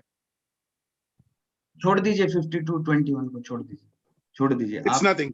अगर आपने 2 वैक्सीन लगा लिए हैं, आप सही हैं, आपने सही काम करा, बिल्कुल सही करा। अच्छा सर, दूसरा बात ये है कि मेरे फ्रेंड को ये हुआ है इस टाइम कोरोना, तो जी। डाइट के लिए क्या बेड मिला नहीं है, तो डाइट के लिए उन्हें शुगर से अलग करना है। Can he get a diet? देखिए, जब कोरोना का अक्यूट फेज होता है ना, तो भूख नहीं लगती है। अगर उनको भूख लग रही है तो वो सर, रिकवरी फेज। भूख हल्की लग रही है सर। अभी सैचुरेशन बुखार 94 और 92 के बीच में ही चल रहा है। और बुखार बुखार वही 9900 जैसे आप कह रहे हो, माइल्ड फीवर ही है, कोई सीरियस तो जो वो नॉर्मल खाते थे पहले उतने वही खाने के लिए। अच्छा, मतलब ऐसा कुछ नहीं है कि ये सब जो भी आप बोल रहे हैं 80% वाले, ऐसा कुछ नहीं है कि मीठा ज्यादा और कम, ऐसा कुछ नहीं है, कोई स्टडी मैंने नहीं। ठीक है, thank you sir. Sanjeev Sapra ji, आप अपना सवाल रखें। डॉक्टर साहब, मेरा क्वेश्चन है दैट कि एक किसी आदमी को जैसे फीवर होता है, तो फीवर के कितने दिन बाद उसको आगे की स्टडी करनी है, कौन कौन से टेस्ट उसको कराने हैं, किसके बाद फिर जो आगे की उसकी जो प्रोसीडिंग है वो कैसे स्टार्ट करनी है उसको, जैसे फीवर हुआ? Good question. अगर मुझे फीवर हुआ, खांसी हुई जी और जी फीवर बहुत ज्यादा नहीं आ रहा है, मैं जी कंट्रोल कर पा रहा हूँ और सैचुरेशन मेरा कभी 94 से नीचे कंसिस्टेंटली नहीं जा रहा है, मुझे सांस जी लेने में ज्यादा तकलीफ नहीं है, जी तो मुझे किसी ब्लड टेस्ट की जरूरत नहीं है। Paracetamol, vitamin, breathing exercise, stretching, अगर मैं सैचुरेशन 94 से नीचे जा रहा है, हाई फीवर आ रहा है, तो मैं अस्पताल में जाऊंगा। और अगर अस्पताल का बेड नहीं मिलता है तो ब्लड टेस्ट आपका सवाल है, ब्लड टेस्ट कराने होते हैं एफबीसी, यूएनईज, लिवर फंक्शन टेस्ट, यूएनईज होते हैं किडनी फंक्शन टेस्ट भी बोलते हैं उन्हें, एफबीसी फुल ब्लड काउंट होता है जिसके अंदर हमें हीमोग्लोबिन पता चलता है, न्यूट्रोफिल्स पता चलते हैं, इन्फ्लामेटरी मार्कर्स पता चलते हैं। उसके बाद सीआरपी कराना होता है, क्योंकि सीआरपी बताता है कि कितना ज्यादा इन्फ्लामेशन है, तो सीआरपी बार बार कराना होता है इस बीमारी में जो अस्पताल में होते हैं, कि मैंने डेक्सामेथासोन की, उससे सीआरपी नीचे आया कि नहीं आया, उससे कोई और नुकसान तो नहीं हुआ, कोई शुगर तो ऊपर नहीं है। उसके बाद आते हैं D dimer, ferritin. D dimer होता है ब्लड क्लॉट्स के लिए और इन्फ्लामेशन के लिए। अगर मेरे पेशेंट में छाती में दर्द है तो मैं ब्लड क्लॉट सस्पेक्ट कर रहा हूँ तो मैं डी डाइमर भेजूंगा। डी डाइमर ये भी बताता है मुझे कि क्लेक्सेन कितना देना है, ब्लड थिनर कितना देना है। तो ये बहुत टेक्निकल है, मैं आपको समझा सकता हूँ पूरे दिन, बट वो आप रिटेन कितना करेंगे। डॉक्टर साहब मैं तो एक जनरल क्वेश्चन पूछ रहा हूँ कि मैं लोगों की कुछ मदद कर सकूं, लोगों के कुछ काम आ सकूं, बस मेरा क्वेश्चन आपसे इसीलिए है। और मैं थैंक यू बोलूंगा मांगलिक साहब पर ये आपने जो लास्ट बात बोली है ये इम्पोर्टेंट है। इस पूरी लड़ाई में अगर हम ये सोचेंगे कि मैं अपने आप को बचा लूं और फैमिली को बचाऊं, जो हर आदमी सोचेगा, मैंने भी सोचा था, वो तो सबसे इम्पोर्टेंट है, बट सामने वाले को भी बचाना है, नहीं तो दोबारा मेरे पास आ जाएगा। जी Nishank ji, thank you so much sir. जी सर। जी आकाश जी, एक डॉक्टर साहब बेसिक प्रॉब्लम ये है या बेसिक क्वेश्चन है कि जिन लोगों को कोरोना हो चुका पहले, जैसे मुझे जो पहली वेव थी उसमें दिसंबर में कोरोना हुआ था, तो कुछ डॉक्टर्स कहते हैं कि अब आप रिस्क फ्री हैं, आपको कोरोना अब होने के चांसेस लगभग ना के बराबर हैं। कुछ डॉक्टर्स कहते हैं you are still in the danger. तो आपका क्या ख्याल है कि जिन लोगों को पहले कोरोना हो चुका है क्या वो भी अभी भी डेंजर में हैं? तो डेंजर में तो सभी हैं, बट जिन लोगों को कोरोना हुआ है और वो रिकवर कर गए हैं, वो एक अच्छी बात है कि उनकी बॉडी ने फाइट करा, एंटीबॉडीज बनाई और वो अब ठीक हो गए।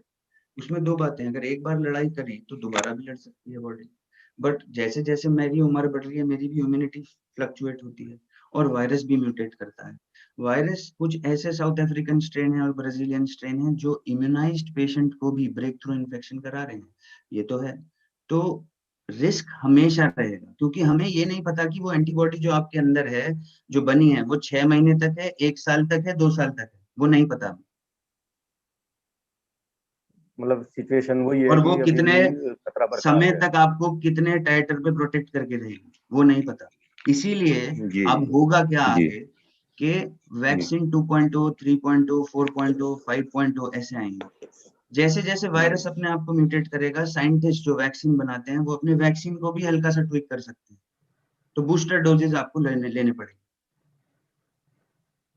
ठीक डॉक्टर साहब, थैंक यू। एक क्वेश्चन मेरे पास आया है, एक क्वेश्चन मेरे पास आया है कि यहाँ पे एक मिथ चल रहा है, मुझे नहीं मालूम मिथ है या सही बात है, और ये क्वेश्चन रेगुलर लाइफ में भी आता रहता है और अभी किसी सज्जन ने पूछा है।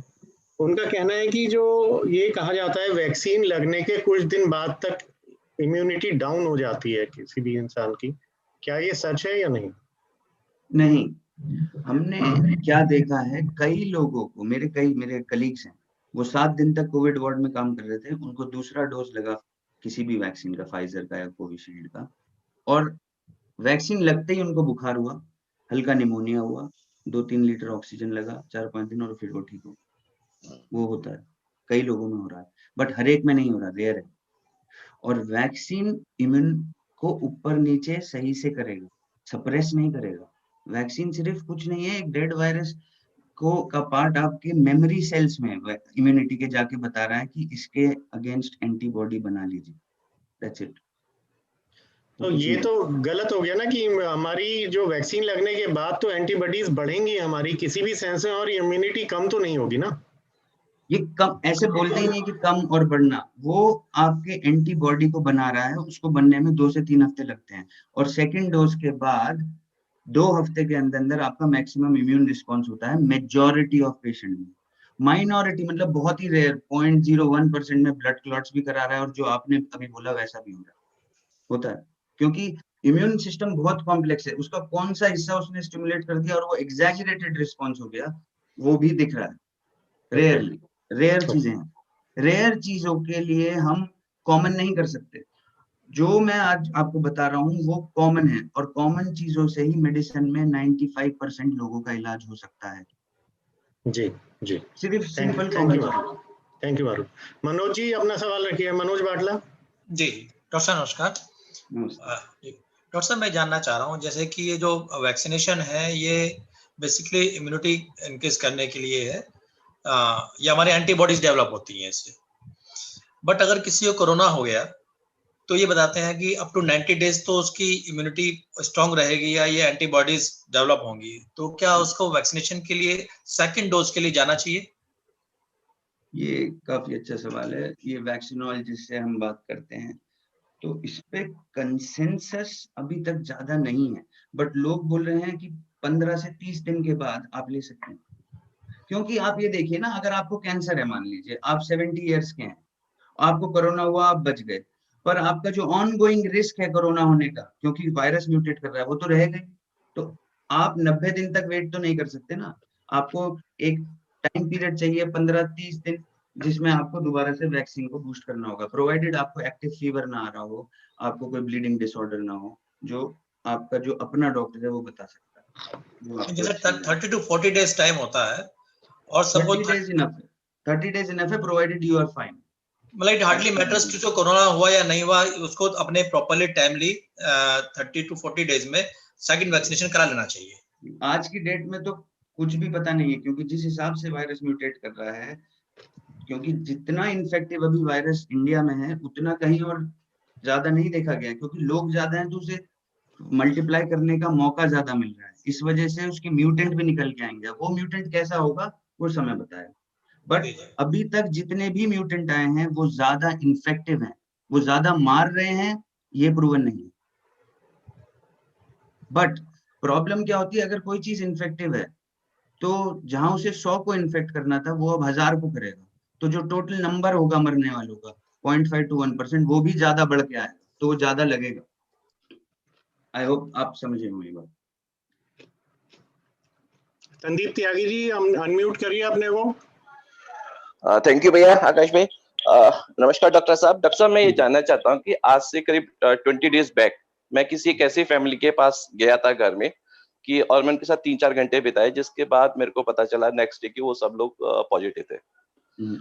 वापस आने के बाद मेरे को भी हल्का सा चेस्ट में पेन महसूस हुआ, जैसे कई बार होता है ना, हम लोग कहते हैं बहुत बार खांसी उठती है और कहते हैं कि मेरी छाती दुख रही है अभी भी, ऐसा सा मेरे को हल्का सा पेन महसूस हुआ, और मेरे को फीवर भी हो गया।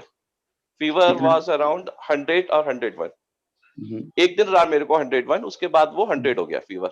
उसके बाद मेरे को 100 से कभी ज्यादा फीवर नहीं हुआ, और मेरा ऑक्सीजन लेवल हमेशा 98 और 100 के बीच बना रहा।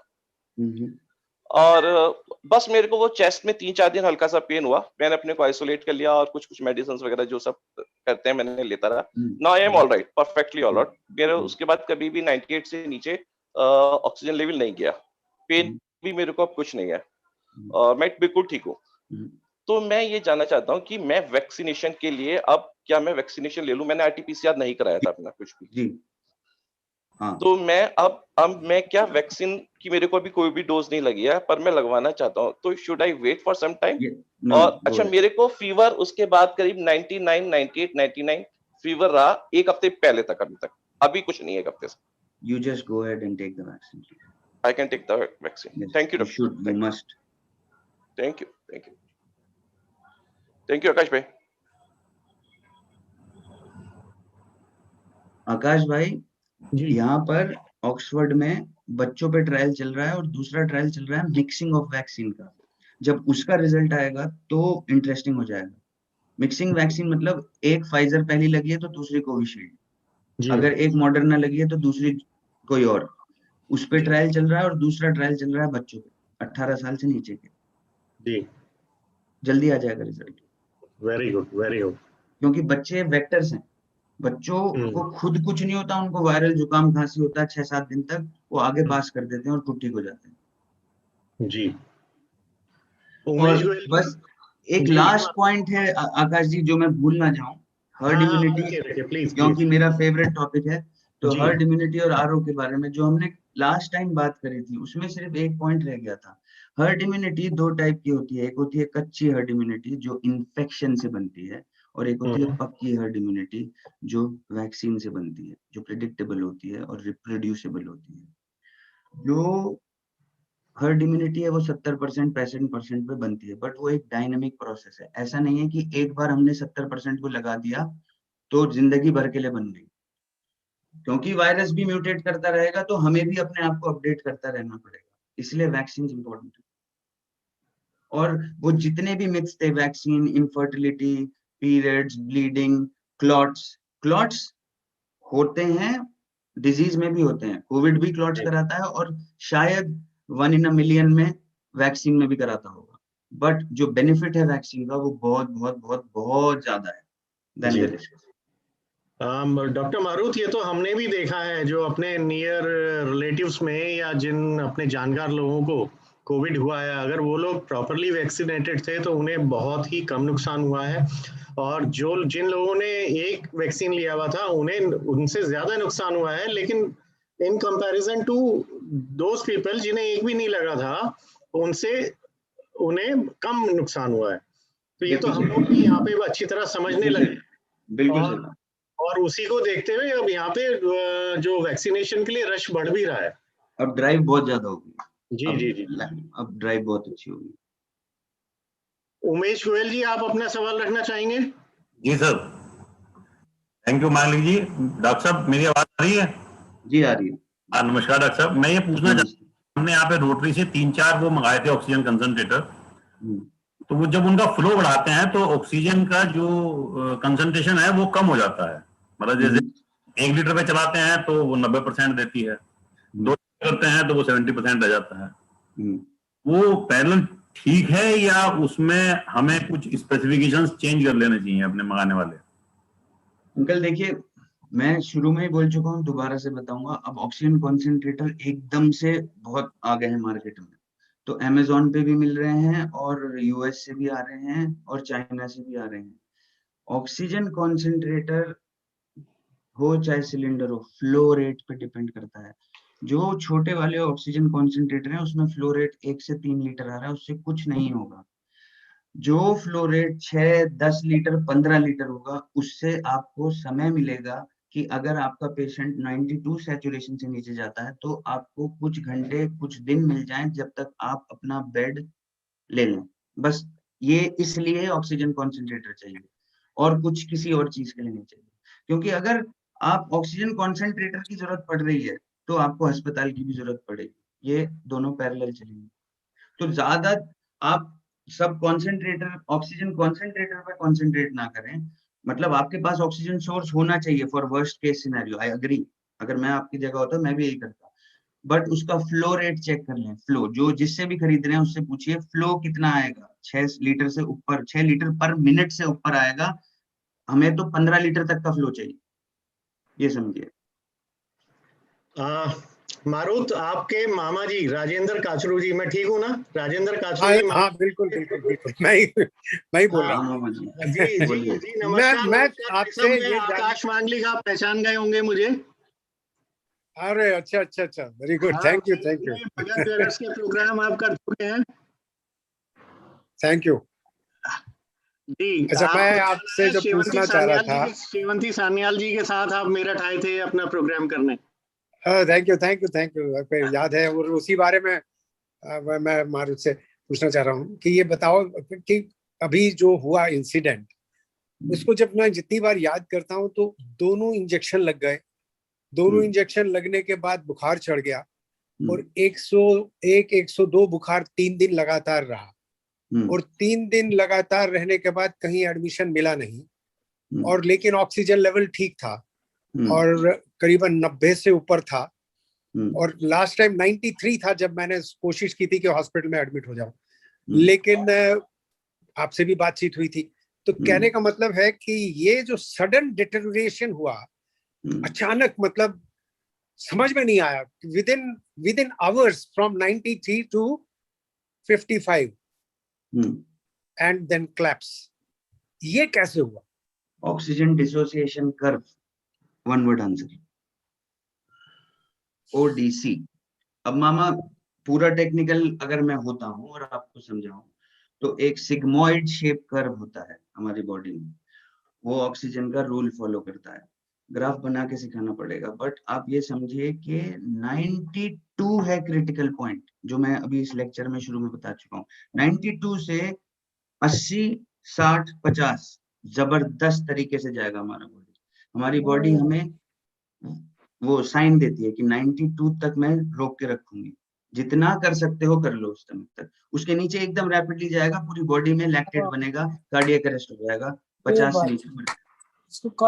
तो अब मुझे बताओ कि जैसे हमारे फूफा हैं, अब उनका क्या है कि जब ऑक्सीजन उनको लगा के रखते हैं तो उनका 92, 93 रहता है, जैसे निकालते हैं वो 86 हो जाता है।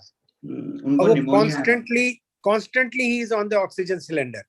उनको निमोनिया है एंड इज वेरी एल्डरली, उनके जो रिजर्व्स हैं बॉडी में वो बहुत कम है, ही इज वेरी पुअरली।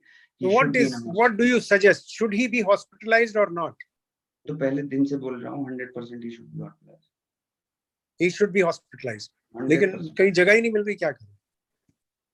अब उसमें we are not going to talk about administration today, ma'am. I know. Thank you very much. Akash ji,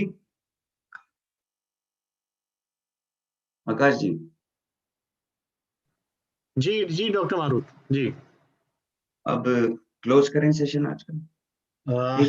doctor Anand Prakash ji हैं जो बिल्कुल सामने है, मैं एक क्वेश्चन डॉक्टर से भी लेना चाहता हूँ। जी, मैं उन्हें अनम्यूट करता हूँ। मेरे ब्रदर इन लॉ हैं और आप शुरू से उन्हें बहुत अच्छी तरह जानते हैं। मैं बचपन से जानता हूँ जी। मैं उन्हें अनम्यूट करता हूँ।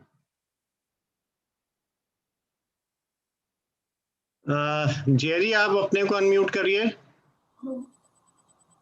मेरी आवाज थोड़ी हल्की हो गई है।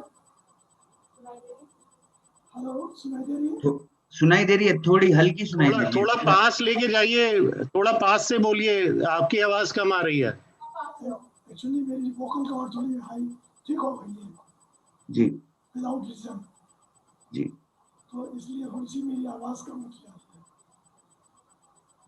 आप कुछ शेयर करिए, कुछ भी। क्या शेयर करूं? I am so happy you are here. हम कैसे और अच्छे हों,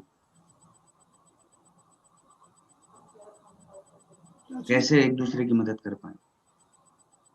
मुझे नहीं मालूम, लेकिन मेरी आवाज ऐसी हो रही है कि वोकल कॉर्ड ठीक हो गई है एक जी, और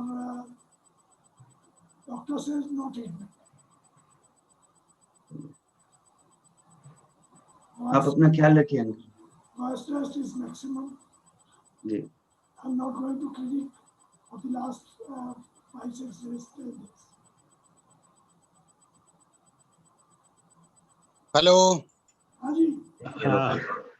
अच्छा मारूत, बस मैं दो क्वेश्चन और रखना चाहूंगा। एक प्रदीप अग्रवाल जी हैं जो हमारे बुलियन एसोसिएशन प्रेसिडेंट हैं, इनकी डॉटर इन लॉ भी जरा आजकल क्रिटिकल है, तो थोड़ा एक तो प्रदीप जी आप रखिए अपना क्वेश्चन। हाँ जी, मैं ये पूछना चाह रहा था कि मेरी जो डॉटर इन लॉ है उसका आज 12वां दिन है जी, और 3 दिन से हॉस्पिटल में जो है ऑक्सीजन उसका लेवल कम हो गया था, 90 से कम आ रहा था, तो हमने उसे भर्ती करा दिया था। आज वो कह रहे थे कि रेमडेसिविर इंजेक्शन लगवाना पड़ेगा, तो क्या लगाने की जरूरत है या? उनकी उम्र क्या है? 40 है जी। कोई और बीमारी है? नहीं, और कोई बीमारी नहीं है। हेल्दी है वो? हाँ हेल्दी है। मोटापा तो नहीं है? हल्का सा मोटापा है। लंग्स में निमोनिया है? कोई एक्सरे तो कराया होगा? लंग्स में निमोनिया है। हाँ। और सैचुरेशन कितना है? 90 बताया आपने। ऑक्सीजन 2 लीटर है या 4 लीटर है? 4 लीटर के करीब है। अगर लिवर फंक्शन टेस्ट ठीक है तो रेमडेसिविर डेक्सामेथासोन लगना चाहिए।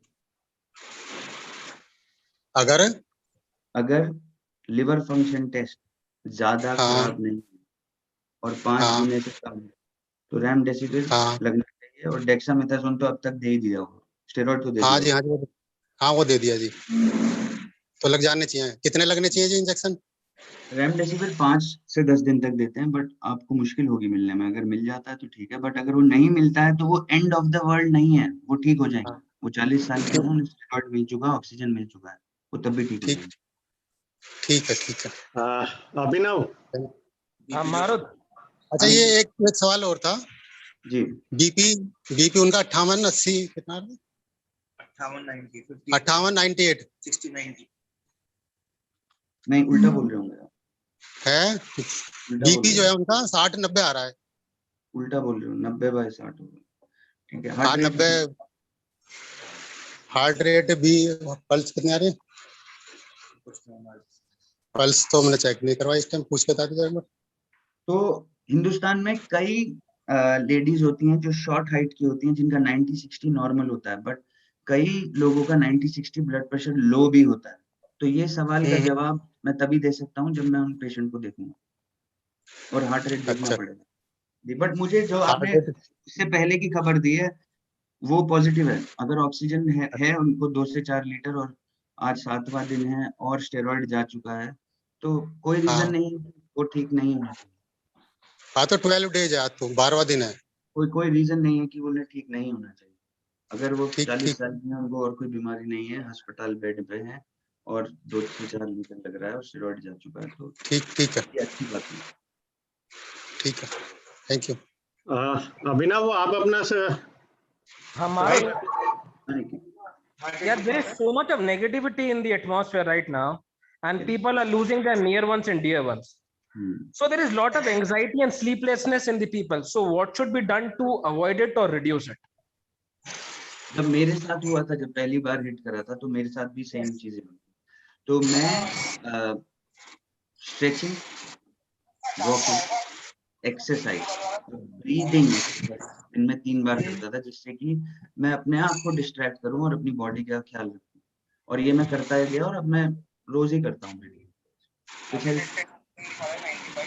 और कुछ ऐसा पढ़ें जो कोविड ना हो, अपने आप को डिस्ट्रैक्ट करें कोविड से, पूरे टाइम न्यूज ना देखें।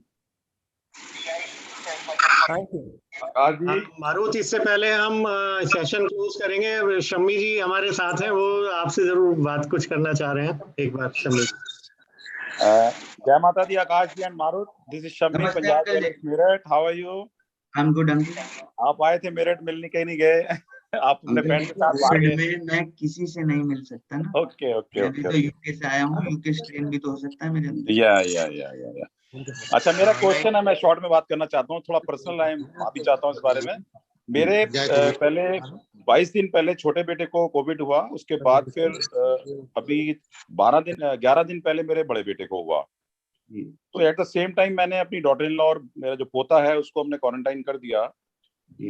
तो मैंने कोविड शील्ड लगवाई थी, दोनों मैंने वैक्सीनेशन ले लिया, मेरे को लगभग 16 दिन हो गए हैं इसको। अभी मेरे कल मेरी डॉटर इन लॉ और पोते को भी हल्का सा फीवर हो गया है।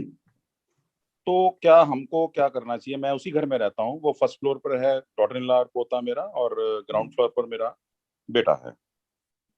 और आप ग्राउंड फ्लोर पे रह रहे हैं? हाँ, हालांकि हम सब मास्क वगैरह सब चल रहा है, डिस्पोजेबल वगैरह चल रहा है सब। उसकी ऑक्सीजन सब ठीक थी, बेटे की भी अब ठीक है, वो उसका डी-डाइमर वगैरह सब ठीक हो गया। तो आपकी सिचुएशन बिल्कुल ठीक है, पर डी-डाइमर क्यों कराया? डी-डाइमर नहीं कराना। उसको सांस में प्रॉब्लम आ रही थी बेटे को। सैचुरेशन कभी 94 से नीचे गया? ना, नॉट एट ऑल। तो नहीं कराना डी-डाइमर, कंफ्यूज कर देगा। ओके। देखिए, अगर 94 से ऊपर है, डी-डाइमर तभी कराएं अगर छाती में ज्यादा पेन हो, शार्प पेन होता है, वैसा पेन कभी नहीं हुआ होगा। एंजाइटी भी लोगों को चेस्ट पेन हो रहा है।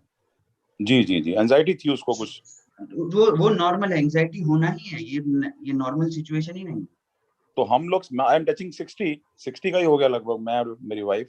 तो हमको क्या प्रिकॉशन लेने चाहिए इस घर में रह के? पता नहीं अब हमारा नंबर है, अगला नंबर किसका, ये नहीं पता चल पा रहा। आपने 2 वैक्सीन लगा ली ना, you have made your probability of, like आपने एक्सपोनेंशियली अपनी प्रोबेबिलिटीज को बढ़ा दिया है जिंदा रहने की।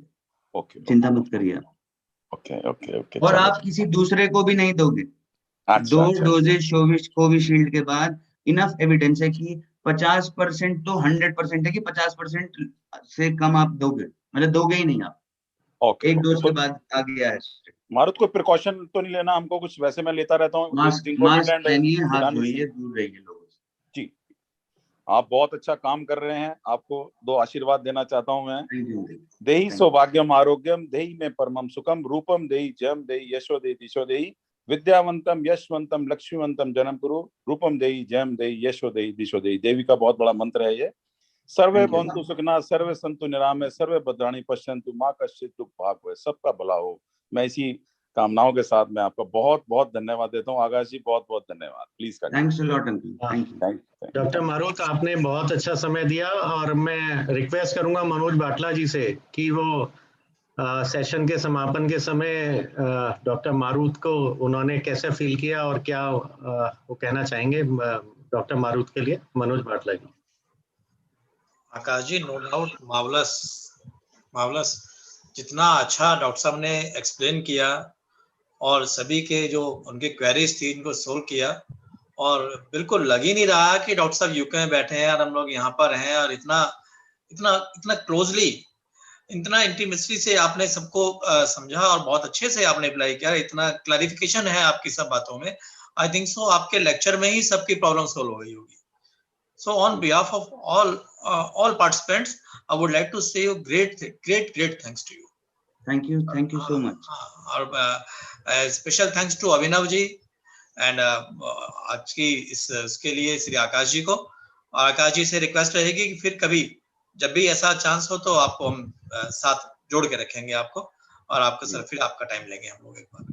थैंक यू मारुत। मैं कुछ माफी मांगना चाहूंगा, कुछ लोगों के क्वेश्चन वो समय की वजह से रह गए हैं। मैं उन लोगों से रिक्वेस्ट करूंगा अगर वो मेरे नंबर पे व्हाट्सएप करें, मैं कोशिश करूंगा कि डॉक्टर मारुत को मैं व्हाट्सएप से उनका जवाब मंगा लूं। आकाश जी, मेरे पास बहुत समय है मेरठ के लिए, बहुत ज्यादा जी। सब कुछ मेरठ की वजह से ही है। अगर आप मुझे व्हाट्सएप पे भी क्वेश्चन भेजेंगे जी इनमें, चाहे मैं लेट वापस करूं पर दूंगा जरूर जवाब जी। आपके माध्यम से वो भेज सकते हैं मुझे, कोई problem. Thank you Marut, thank you so much. और आज की ये वेबिनार हम यहीं अब एंड करते हैं, एंड विद दी वर्ड्स कि भगवान हम सबकी रक्षा करे, सब हेल्दी रहें और सब खुश रहें। Thank you so much. Thank you Akash ji. Have a good day. Bye bye guys.